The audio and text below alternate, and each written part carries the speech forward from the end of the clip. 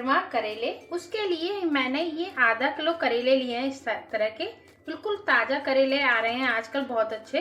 अब हम क्या करते हैं, इन करेलों को छील लेते हैं, क्योंकि हमें इसके जो छिलके हैं ना वो भी वेस्ट नहीं करने हैं। तो ये मैं छील लेती हूँ इस तरह से, ज़्यादा नहीं छीलना, हल्का हल्का, ये इस तरह से। और आप अगर मेरे तरीके इस तरीके से बनाएंगे ना तो आपके जो करेले हैं वो बिल्कुल भी कड़वे नहीं बनेंगे। तो मैं ये सब इस तरह से छील के तैयार कर लेती हूँ। हल्का हल्का छीलना है, ज़्यादा नहीं है। अब ये मैंने इस तरह से करेले छील लिए हैं सब, और इसके जो छिलके हैं वो इस तरह से निकाल के एक साइड रख दिए, पर इनको हमें फेंकना नहीं है। अब हम क्या करेंगे, ये करेले बीच में से लगाएंगे कट, इस तरह से। बस ऐसा कट लगाना है जिससे कि ये करेला हमारा जुड़ा भी रहे, क्योंकि हमें इसे स्टफ्ड करना है ना। अब इसके जैसे ये बीज हैं तो हमें ये चेक करने हैं, अगर ये सॉफ्ट हैं तो हम एक साइड रख लेते हैं, अगर पके हुए हैं तो उन्हें हम हटा देंगे। अब क्या करना है, ये चम्मच की मदद से ना हम इस तरह से इन्हें खाली कर लेंगे। ये देखिए इस तरह से आसानी से हो जाते हैं।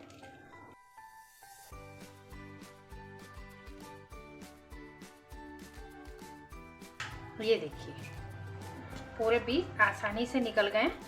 इसी तरह से मैं निकाल के, और जैसे ये वाला जो बीज है बिल्कुल कच्चा है तो हम इसे यूज करेंगे, और जो पके हैं वो हटा देंगे। अब ये देखिए मेरे सब जो करेले हैं वो मैंने इस तरह से खाली कर लिए हैं। अब हम क्या करेंगे, इसके ऊपर लगाएंगे थोड़ा सा नमक इस तरह से, जिससे कि इसका जो कड़वापन है वो पूरी तरह से निकल जाए, और हल्की सी हल्दी, हल्की सी इस तरह से करते हुए, और इन्हें हम 1 घंटे के लिए रख देते हैं, जिससे पूरा कड़वापन इसका निकल जाए। और इसी तरह से मैंने ये जो छिलके और ये बीज थे ना, इनमें भी इस तरह से नमक और हल्की सी हल्दी इस पे भी मिला के इसे भी इस तरह से कर देती हूँ, और इन दोनों को रख देती हूँ मैं 1 घंटे के लिए। इससे क्या है, हमारे जो करेले हैं ना वो पूरी तरह से कड़वापन निकल जाता है उनका। ये दोनों चीज़ें मैं ढक के रख देती हूँ। अब हमारे करेलों को रखे हुए 1 घंटे के करीब हो गया है। अब ले लेते हैं हम कोई भी बर्तन, और इसमें जो करेले हैं इसमें जो भी एक्स्ट्रा पानी है, मतलब जो नमक लगाने के बाद छोड़ा है, वो पूरी तरह से हम निकाल देते हैं। धोना नहीं है हमें करेलों को, बस इस तरह से इसका पानी निकाल देना है। ये देखिए इस तरह से पूरे करेलों का हम पानी निकाल देते हैं। और इसी तरह से मैंने ये जो छिलके हैं इनका भी पानी निकाल देती हूँ।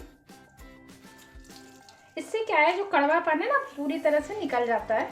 तो मैं ये भी निकाल देती हूँ दोनों का, फिर दिखाती हूँ आपको। अब मैंने एक कढ़ाई में 1 गिलास पानी रख दिया था, और उसमें मैंने ये करेले रख दिए हैं स्टीम होने के लिए एक छल्ली में। इससे क्या है, जो हमारे करेले हैं ना पकने में उसका टाइम बच जाएगा जब हम इन्हें फ्राई करेंगे। तो मैं इन्हें 15 मिनट के लिए स्टीम कर लेती हूँ, जिससे ये थोड़े सॉफ्ट हो जाएं। अब जब तक हमारे करेले स्टीम हो रहे हैं तब तक क्या करते हैं, हम एक मसाला तैयार कर लेते हैं इसके अंदर स्टफिंग के लिए। इसमें मैं डाल दूंगी 1 से 1.5 चम्मच सरसों का तेल।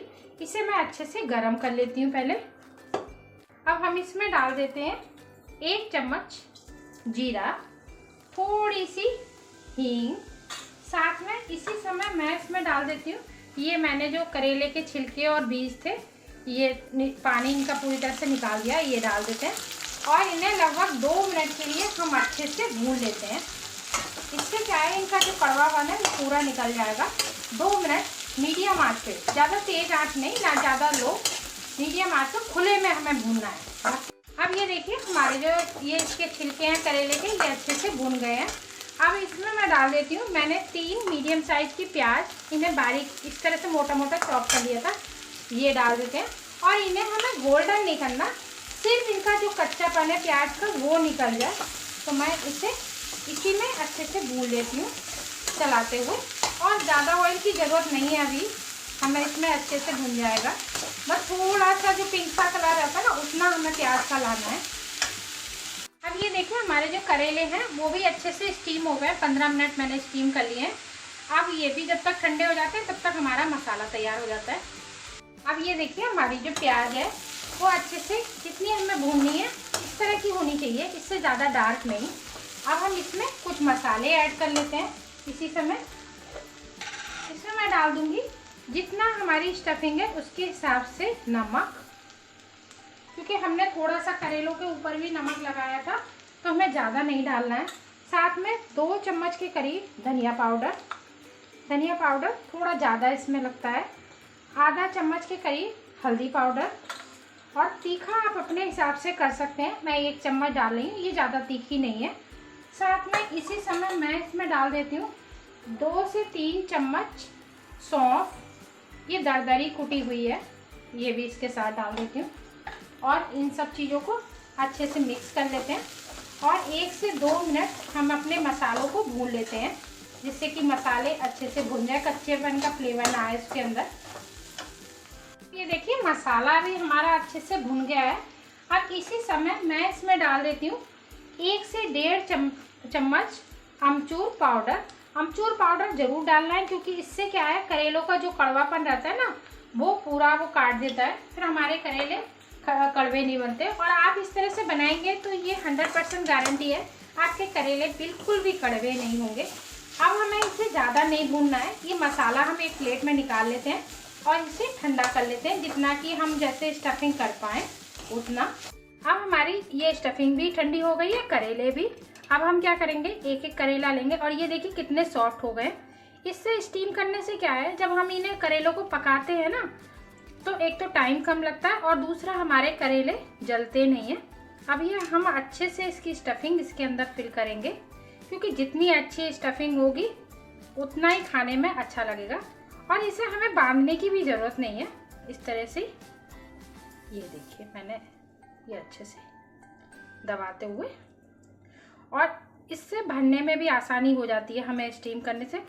कुछ लोग उबालते भी हैं तो उबालने से क्या रहता है, इसके अंदर पानी आ जाता है। ये देखिए इस तरह से मैं भर भर के तैयार कर लेती हूँ सब करेले। अब ये देखिए इस तरह के हमारे करेले भर के तैयार हो गए हैं और ये थोड़ा सा मसाला बचा है, इसे मैं बाद में यूज करूँगी।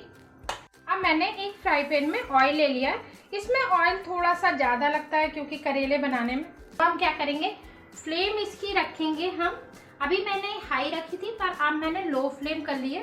अब हम इसमें इस तरह से करेले रखते चले जाएंगे आराम से। अभी एक साइड से रखेंगे जिससे कि एक साइड से हमारे करेले अच्छे से पक जाए। मतलब 50% तो हमारे करेले गल चुके हैं मैंने जब स्टीम करे थे, और जो कमी रह गई है इस तरह से हो जाएंगे बहुत अच्छे से।